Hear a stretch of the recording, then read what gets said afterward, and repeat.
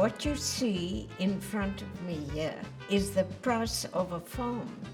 I mean, lamb is exorbitantly expensive. So it deserves all the TLC that you can possibly give it. And the natural marriages that work brilliantly with lamb is rosemary and garlic. Now both of them are combined in this rosemary and olive seasoning. Now we are into solving problems.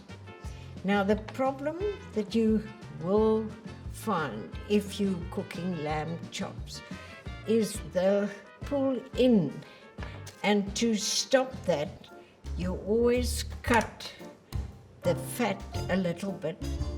We season it, we give it a little bit of olive oil again. Okay, sweetheart, that is lovely. Now you line them up with their fat sides to the bottom.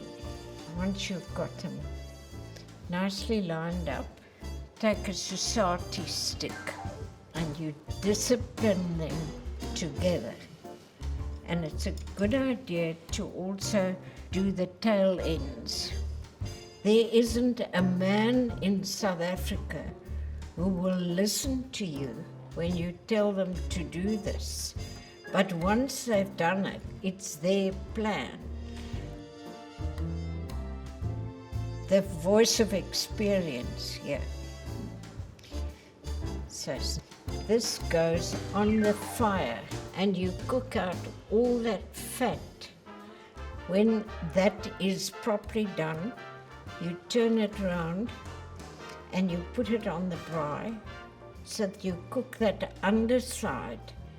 And when the fat is properly crisped, then you take them apart and now you put them back on the braai and you cook it only until this meat is pink and juicy and delicious.